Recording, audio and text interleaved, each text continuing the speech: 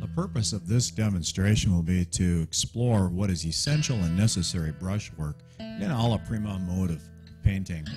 And I'll choose just a mundane, near-spent tube of Naples yellow as my subject, set it against various colored construction paper to establish an ideal mood.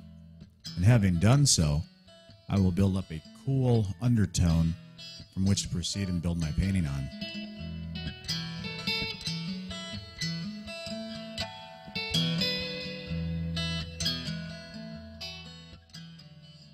My habit of alla prima is to mix up my colors on my palette ahead of time, eliminate a lot of my decisions in advance, and having established a color harmony that works on the palette, I have confidence it's going to work in my painting.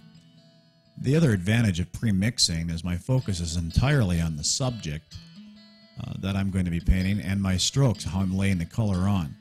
I'm not distracted by having to go back and mix up more paint.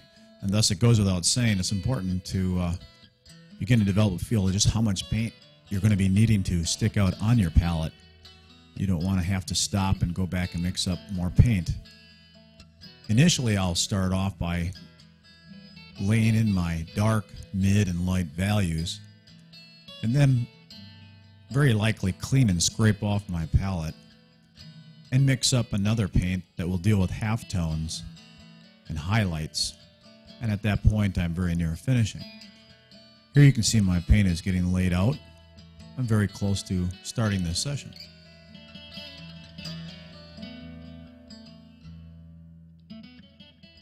I established the form here with a charcoal vine stick. And again, this is going to help me focus on the precise laying in of my brushwork. And when I start working with the paint, I will be very calculated with each stroke, and typically I take no more than about 3 strokes of the brush per loading up of paint on the bristles. It's been said that if you take any more strokes than 3, you're actually removing paint rather than putting paint on, which is fine if you're doing a scumbling or a blending, but it's quite another thing to just develop this habit of taking your very decisive strokes, going back and getting more paint, and very intentionally and calculated laying each stroke down.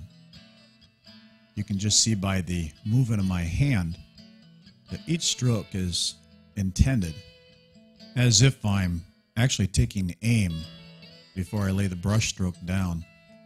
It takes a great deal of focus.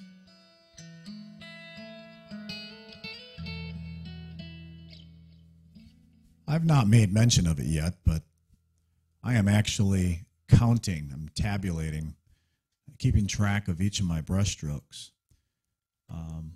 It's a little bit of a game I've assigned myself, and I know master painter and teacher Emil Gruppi did not recommend counting strokes.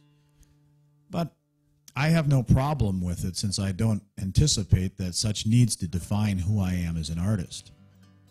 No more than, say, Michael Jordan or a great basketball player playing horse or round the world or 21 has to fear such little games will define who they are as basketball players. Taking on little exercises such as that in basketball or near anything is a good way of honing some skills and working on certain specific things that you can target and isolate. So from time to time I will do a little simple brushwork exercise like this, where I will count my strokes and challenge myself.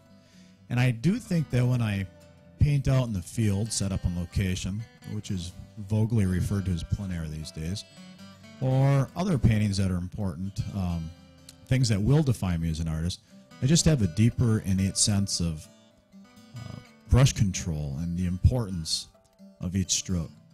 And I think exercises like this really work to help that develop.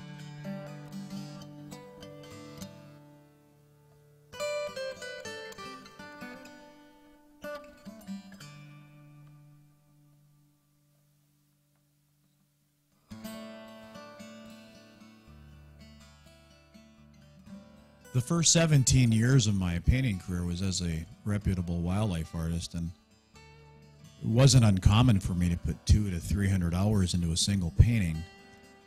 And if you would have told me 15, 20 years ago that one day I would be painting impressionistically, painterly, impasto, thick brushwork, and not be blending endlessly to hide brushwork, I would never have believed it. But I get asked a lot by artists how to go about developing the ability to paint painterly. And I can't emphasize enough how important it is to have control over your brushwork. Don't let your brush just put a mark on there with the idea that you can always go back in and fix it. But make every brush stroke essential. What's important to me is to kind of get that feeling of when enough is enough. One more brush stroke and it's overkill. One less brush stroke and the painting's unfinished. Of course, that will be defined differently since art is so much subjective for each individual artist. But just don't fear letting it happen.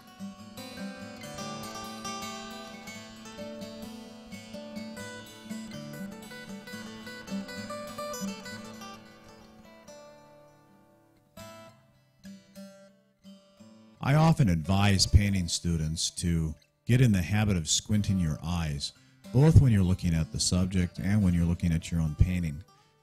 For one thing, it's a little bit like stepping 4 or 5 paces back to see the effect of the brushwork as it pulls tighter together. And this will certainly go a long way to help your confidence as you're learning to paint painterly.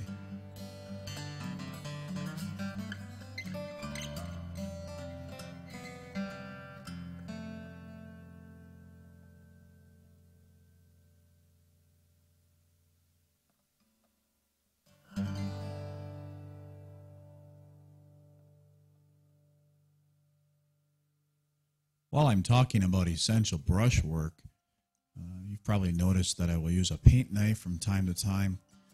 Sometimes I'll use even my fingers. Anything that will leave a mark just as I would like it to be. Right now I'm suggesting manufacturer detail on this tube of paint. And I am counting each one of those brush strokes, by the way, especially the purpose of this video. Here you can see it up close. Now I'm using some color for negative space that will help define some of those a little bit more. Again, it has to be suggestive and be convincing that it could be text. One doesn't have to literally paint the text in there for it to feel realistic.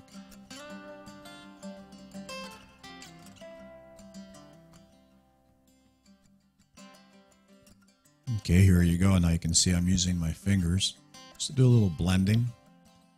Leave a little, personality into the work. A couple finishing strokes, some suggested dabbed highlights, and this painting is ready to sign. Scratching my name through the wet layers of paint with a rounded sharp toothpick and a drafting pencil holder. There you go. 429 strokes. Hope you've enjoyed this demo. I encourage you to assign yourself a challenge of a brushstroke laid, brushstroke stayed painting exercise, seeing if it doesn't benefit your regular painting sessions.